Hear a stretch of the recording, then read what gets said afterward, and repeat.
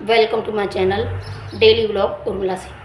Daily vlog Urmila C channel पर आप सभी लोगों का स्वागत है।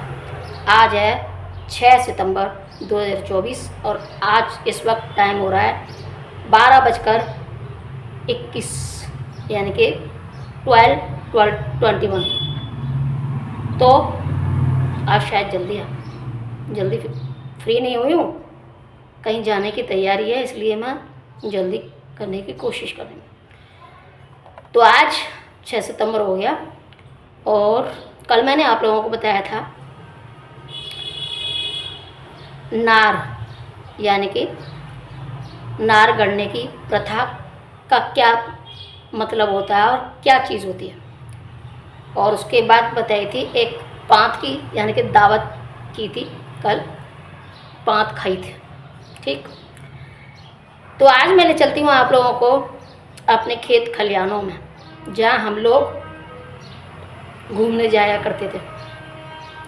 खेत खलिहान जहाँ से सभी जगह पर वहाँ से पैदा होके और सभी जगहों पर अपनी पहुँच बनाते हैं, यानी सारे देश के लिए अन्न का भंडार संग्रह। खलिहानों में नई नई चीज़ें होती थी तो हमें बड़ा अच्छा लगता था कि एक खेत में टमाटर हो रहे हैं, एक खेत में प्याज हो रही है, बैंगन हो रहे हैं, मटर, जीरा तो जो किनारी होती है ना खेतों की, उस किनारी पर कुछ और कहते हैं, उस किनारी को मेरी जुबान पे नहीं आ रहा, गांव का शब्द है कुछ, तो उस पर लगते थे मतलब छोटे छोटे पेड़, तो उनमें जीरा लगता था, जीरा सौंफ इस तरीके से ही होती थी। तो जीरे का पेड़ हमने देखा है। तो ऐसे करके हर चीज़ की मतलब खेती हुआ करती थी, यहाँ तक कि कपास की खेती वो भी हमारे गांव में होती थी। अब सब शुरुआत में कपास की खेती से ही करती हूँ। चलो, कपास की खेती हम जाते थे वहाँ, तो कपास की खेती जहाँ होती थी वहाँ उस ज़मीन की मिट्टी थोड़ी गहरी होती थी, काली जैसी, क्योंकि काली मिट्टी में ही कपास होता है, तो काली मिट्टी सी होती थी। और वो कपास की खेती जो होती थी उसको वो वहाँ के लोग वन कहते हैं। वन जा रहे हैं, वन बीनने जा रहे हैं। तो अक्सर सभी लोग जाया करते थे कि वन बीनना है। हम भी, हमारे मन में भी उत्सुकता होती थी कि वन बीनना क्या होता है, कहाँ है, देखें जाके। तो हम उनके साथ में जाते थे। तो जाके हमने देखा तो वन का मतलब है कपास की खेती होती। तो दूर दूर कपास के पेड़ होते थे, खेत होता था, उसमें जैसे एक फ्लावर होता है, उस वो होती है एक कली के अंदर कॉटन होती है, और वो कॉटन सूख के ज़मीन पर गिर जाती है, और ज़मीन पर गिर जाती है तो उनको फिर उठाया जाता है, उनको बीना जाता है, ऐसे बोलते हैं। तो वो जो बीनने को कहते थे कि वन बीनने जा रहे हैं, तो यानी कि कपास की खेती में जितना भी फर्श पर यानी ज़मीन पर गिर जाता था वो सूखा कॉटन का मतलब कली, उसको ऐसे करके इकट्ठा कर के उसमें चद्दर पर या फिर किसी कट्टे में ऐसे करके, मतलब बोरी में ऐसे भरते थे। तो वहाँ वो वन कहलाता था, कॉटन की खेती जो कि कपास की खेती कही जाती है। उसके बाद और वहीं दूसरे खेत में प्याज की पौध लगाई जाती थी। प्याज की पौध कैसे लगाई जाती थी? छोटी छोटी क्यारियाँ होती थी, क्यारी बोलते हैं, छोटे छोटे टुकड़ों में जो खेत होते हैं उनको क्यारी बोलते हैं। तो प्याज की पौध ऐसे लगाई जाती थी जैसे कि एक लाइन खींच देते, यानी कि तो प्याज की पौध ऐसे रखी जाती थी जैसे क्यारियाँ होती थी, तो उसमें लंबी लंबी लाइन है यानी गहराई में खोदी जाती थी, ऐसे कर मतलब लाइन कर दी जाती थी। फिर उसमें प्याज के छोटे छोटे पौधे होते हैं, पौधे मतलब इतना सा ऊपर की होती है जो घास जैसी दिखती है, उसको लगाते जाते थे दूरी दूरी पर, थोड़ी थोड़ी दूरी पर ऐसे करके लगाते जाते थे प्याज के पौधे। तो ऐसे करके जो मैंने देखा है वो मैं आप लोगों के साथ शेयर कर रही हूँ। और फिर उस लाइन से रख के पौध को, फिर उसको मिट्टी के से ऐसे करके दबा देते थे। तो इस तरीके से प्याज की पौध रखी जाती थी। अब गन्ने की खेती में क्या करते थे कि गन्ने होते थे, यानी कि एक हाथ भर का टुकड़ा होता था गन्ने का, उसको बीच में से काटा जाता था। यानी कि एक गन्ना होता था, थोड़ा सा 4 पंगुल का समझ सकते हो, यानी कि एक हाथ का समझ लो, एक हाथ का गन्ना होता था। तो उसको बीच में से 2 पीस किए जाते थे। तो उसको उल्टा करके जिस साइड से काटा जाता था उसको ज़मीन की साइड रख के और उसके ऊपर मिट्टी डाल दिया करते थे। तो इस तरीके से जितने उसमें मतलब वो होते थे, जैसे गन्ने होते हैं तो गन्ने की मैं तो पंगोली बोलूँगी, गांव की भाषा पंगोली है, पंगोली 4 पंगोली का कर देते थे। तो उसमें से 4 पौध निकल आती थी, जहाँ जहाँ से उनकी गांठें होती थी, उनका मतलब रूट होता था। तो वहाँ से फिर ऐसे करके गन्ने उगते थे। तो ऐसे गन्ने की बुआई होती थी। और धान की बुआई तो खैर हमारे यहाँ कम होती थी। बाकी के जो गेहूँ हैं, बाजरा है, जौ और ये सभी, हल्दी है, अदरक, प्याज, जो भी ज़मीन के अंदर है, आलू, सरसों, जो भी चीज़ें होती थी उस सब हम सब के बारे में पूछते थे, जानते थे और देखते थे। तो इस तरीके से खेती होती थी। अब खेती होती थी तो हम लोगों ने खेती का तो मज़ा लिया सो लिया, लेकिन हमने एक और मज़ा लिया, जो कि हमारे चाचा ताऊ के लड़के और लड़कियां ये सभी इस काम को करते थे। यानी कि खेत होता था, खेत का मतलब जहाँ खरबूजे, तरबूजे, ये यानी कि खाने की चीज़ें जो होती थी उनकी खेत में ही। और हमारा ताऊ का लड़का, यानी कि हमसे बड़ा था, यानी कि हमारे भैया, तो वो क्या करते थे, वो सबसे, हम बच्चों में सबसे बड़े थे। तो वो क्या करते थे कि 4 डंडे होते थे एक समान लंबे लंबे, और उनको ज़मीन पर गाड़ के और उसके ऊपर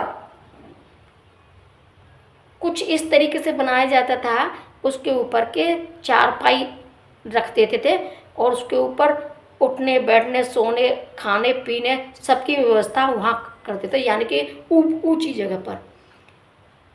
जगह पर आप समझ सकते हैं कि 4 बहुत बड़े बड़े डंडे जैसे बम्बू होते हैं, और उनके ऊपर ऐसे तरीके से 4 पाई बिछा के, और 2-2 4 पाई बिछ जाती है तो चौड़ी भी हो जाती है। और वहाँ हमें चढ़ाते थे कि आ जाओ चलो, हमें वहाँ ऊपर सोएंगे, ऊपर खाएंगे, ऊपर वो रहेंगे। और ऐसे करके रात भर भी वो सो लेते थे उसमें, क्योंकि उनको रखवाली करनी होती थी। जैसे जानवर आते हैं या फिर कोई खेती को तहस नहस करने वाले जो भी होते हैं, उनको उनकी मतलब देखभाल करने के लिए वहाँ इतनी ऊंचाई से देखते थे। अब ऊंचाई से इसलिए देखते थे क्योंकि कभी कभी जंगली जानवर भी होते थे, जो कि अगर कोई सो रहा हो तो उसको फिर चोट पहुंचा जाए या ऐसे। तो ऊंची जगह पर वो जंगली जानवरों से एक तो बचाव रहता था, दूसरा ऊंची जगह से वो ज़्यादा निगरानी रख सकते थे, यानी विजिलेंस पर रहते थे। और तीसरा वो मज़ेदार जगह बनी जाती है ऊपर बिल्कुल। तो ऊपर से बैठ के हम लोग, डर तो लगता था शुरू में, पर देखते देखते बड़ा मज़ा आता था कि हम ऊंची जगह पर हैं और ऊंची जगह से सब कुछ दिखता था, पूरे गांव का नज़ारा दिखता था इतनी ऊंचाई पर वो करके। वो आराम से खूब मस्त एंजॉय करते थे। अब वहीं से फिर भूख लगी तो तरबूजे खरबूजे तोड़े, फोड़े और खाए, पेट भी भर गया। मज़े से सुबह से शाम हो जाती थी, पता ही नहीं चलता था। अब हमारे घर वाले तो उनको तो पता ही था कि खेत खलिहानों में गए तो फिर बच्चों की ज़्यादा चिंता होती नहीं थी कि खाने पीने को भूखे थोड़ी होंगे, वो तो खा पी के चलो मस्त रहेंगे, क्योंकि खाना पीना तो घर पर खा के ही आते थे। फिर लगती थी तो दोपहर को भूख पैसे ही लगती थी ना, जैसे स्नैक्स के लिए लगती है, तो उसके लिए खूब ककड़ी, खीरा, तरबूज, खरबूज और इस तरीके से हर चीज़ का मज़ा लिया। तो खेत खलिहान भी आप देखो, जब खेती जब मतलब खेती में फसल होती है तो उस वक्त कितना अच्छा लगता है, कितना बढ़िया नज़ारा लगता है। हम लोग तो देखने वाले थे, लेकिन जिसने वो खेती की होती है और वो देखता है तो उसका कितना खुशी होती है अपनी मतलब मेहनत को देख के कि मेहनत रंग ला रही है। और मेहनत के पूरा खेत अगर चाहे सरसों का हो तो पूरा भरा भरा, चाहे किसी भी चीज़ का हो पूरा भरा भरा। गेहूं की जो बालियाँ होती थी, बालियाँ होती थी, उनको देखो कितनी सुनहरी सुनहरी दिखती थी दूर दूर से। मटर की खेती होती थी तो हरी हरी मटर लगती थी, तो कितनी मतलब कुछ भी देखो खेतों में भरा हुआ सा लगता था। तरबूज देखो तो तरबूज ही तरबूज, तरबूज तरबूज, खरबूजे खरबूजे खरबूजे, तो बहुत अच्छा नज़ारा लगता था। और खाने पीने की कभी कोई कमी नहीं, और आराम से मस्त ज़िंदगी होती थी। तो ऐसे करके हम लोग घूमते रहते थे। हालांकि हमेशा तो घूमने को मिलता नहीं था, कभी कभी घूमने को मिलता था तो हमारी मम्मी भी ऐसे ही फ्री होके सोचते थे कि घूमने दो बच्चों को, थोड़ा बच्चे हैं अपने ही खेतों में घूम रहे हैं, मज़े लेने दो। तो ऐसे करके हमें घर से भी चिंता नहीं थी, घर वालों से भी हमें कोई डर नहीं था, तो आराम से मस्त घूमते थे और इसी तरीके की ज़िंदगी जीते थे। चलो ये तो होगी खेत खलिहानों की। और खेत खलिहानों से हट के अपने अब आते हैं अपने गांव में ही, जहाँ हमारे घर के आसपास के लोग थे और घरों में कैसे जाते थे। हम जितने भी बच्चे थे और हमारे ही हम उम्र के जितने भी बच्चे गांव में होते थे वो सभी मिलकर खेलते थे। तो आज उनके घर में चले गए, उन्होंने बुला लिया कि आ जाओ हम खेलेंगे, और ऐसे तरीके से खेल खेलते थे। अब खेल कौन से होते थे?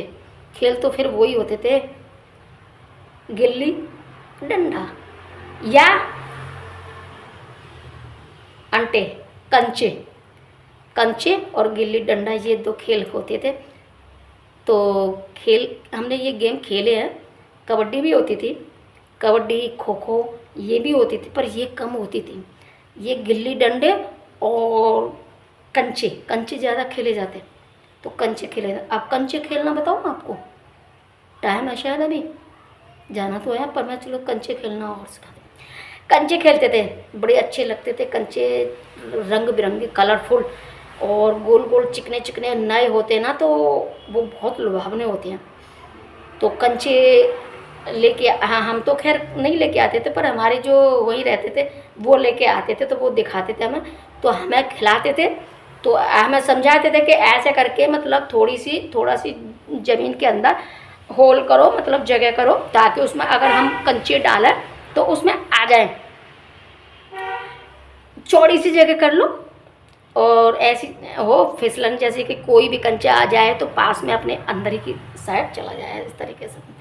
तो कंचे खेलने में तो थोड़ी सी दूरी पर जाके कंचे ऐसे करके फेंकते थे, और जो अंदर गया उसमें मतलब जो होल बनाया था, होल क्या जगह होती थी ना थोड़ी अंदर की साइड, गड्ढा कहते हैं जिसको, उसमें जो गए कंचे वो अपने, और फिर उसके बाद दो कंचे होते थे उनको इस तरीके से खट खट खट खट करके और यूँ करके बिल्कुल सीधा निशान लगा के, जिस कंचे को हमें चाहिए और जो कलरफुल है, जो हमें पसंद है, उस कंचे पर हमने निशाना लगा के खट मारा। अगर उसको लग गया तो वो सारे कंचे हमारे, और नहीं लगा तो जो बाहर कंचे होते हैं वो हमारे नहीं हैं, और जो अंदर होल के यानी गड्ढे में वो हमारे कंचे हो गए। हमने इतने कंचे जीत लिए। इस गेम में ये होता था, और वो कंचे जीत लिए तो हमने जीत लिए, हार गए तो हार गए तो कैसे?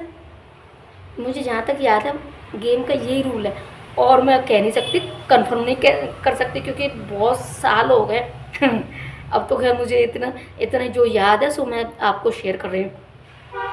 तो इसी तरीके से बारी बारी से सभी लोग खेलते थे कंचे। ये तो हो गया कंचे खेलने का।